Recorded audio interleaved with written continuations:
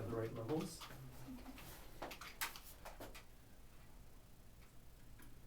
Can you just tell me your name and title, please? Yeah, Dezeray Lyn, organizer with Block the Boat Tampa.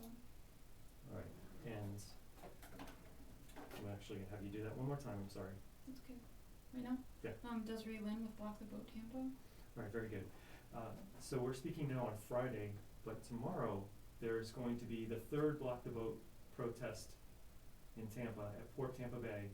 Tell our listeners, what is it that you're going down there for? Why? What's happening that's tomorrow, and why will you be there? The Zim, Alabama container ship that's Israeli owned is going to be docking at the Port of Tampa to offload goods.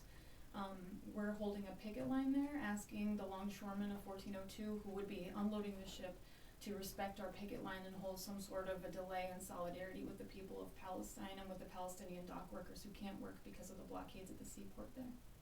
And this is the third time that your group has been down there when the Zim, Alabama is arriving. What happened at the first and second times? The first time we'd only had 5 days to prepare. We were very new. The movement is only a few months old, but the second time was radically different. There was 70 people there. We marched inside the port. We held a moving, drumming, singing, chanting picket line.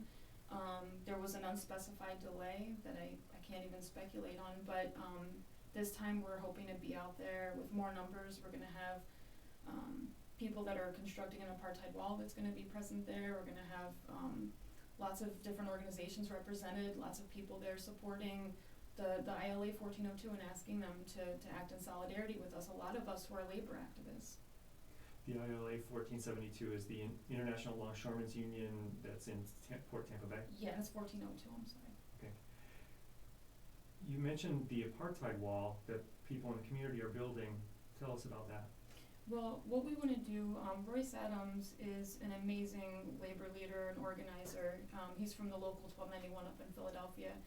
His comment to me in our organizing together was, you have to put the blood on the boat. We want to connect apartheid, the institutionalized racism that's happening in Israel with the Palestinian people there. We want to connect the dots between that Israeli-owned ship, that company that's directly funding massacres and occupation in Palestine from Gaza to the West Bank, with our picket, what's happening there. So building the apartheid wall is a visual representation of the separation that's happening there, of the occupation, of the oppression of the Palestinian population. And so we need to figuratively put the blood on the boat, and that's one of the ways that we're trying to do that. You've had some relations with the union there. You've been communicating with them. What's that process been like, and where are they right now in your negotiations? As a labor activist for 13 years, I understand sacrifice and what the labor, what the rank and file would have to sacrifice in order to participate in this action. We've been there every morning delivering letters from community organizers, labor leaders, from Clarence Thomas to the ILWU Local 10, who recorded a 10-minute message from the ground in the Port of Oakland. We've been communicating with them and building relationships with them, and we understand their sacrifice, and they understand what we're asking of them.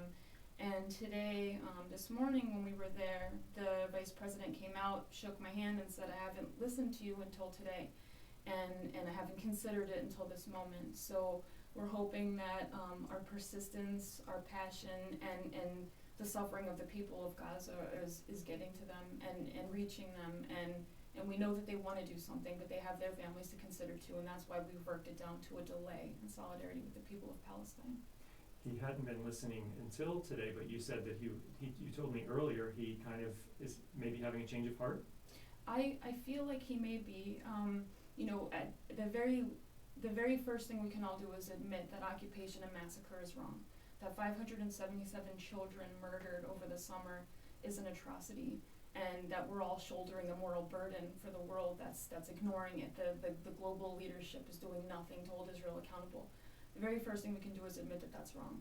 So the more we're out there giving information, letting them know what's going on, and communicating and negotiating with them on what we can do to hold Israel accountable in our own way, I think the more they're understanding, it may be worth it as a sacrifice, but all the best victories in history have been hard-fought battles, and this is one of them.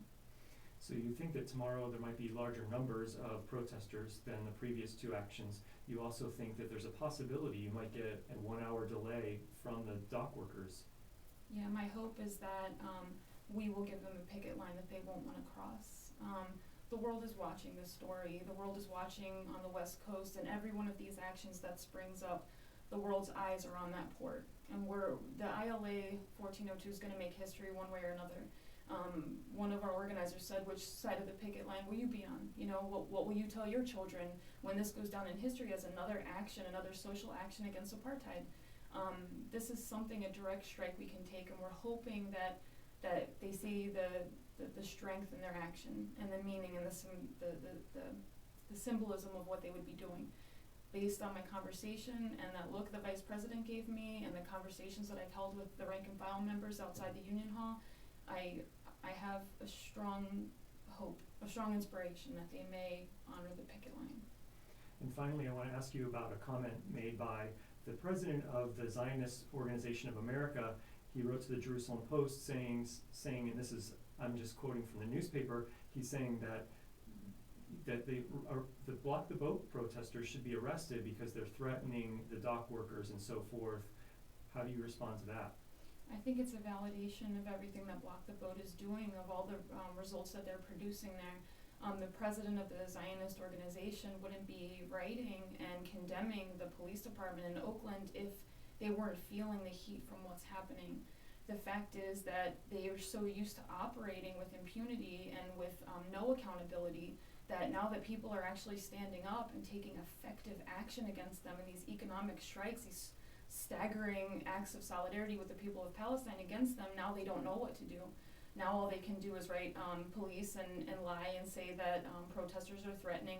One of our organizers was at that protest in Oakland. The longshoremen were out there with them, speaking in solidarity and holding this inspiring action for the people that are suffering in Gaza now. At the port tomorrow, I can't stress enough how important it is for everyone who cares about the people that are suffering in Palestine and Gaza to be out there. It's 6 a.m., it's early, but this is something direct where we can see the results of this action, and we need everyone who cares about this struggle to be out there at the port tomorrow morning at 6 a.m. And we're holding just as peaceful protests as they are in Oakland and Vancouver and Tacoma and Seattle, and we're hoping to have a large picket line, a large show of solidarity. Great, thanks so much. Thank you, Seán.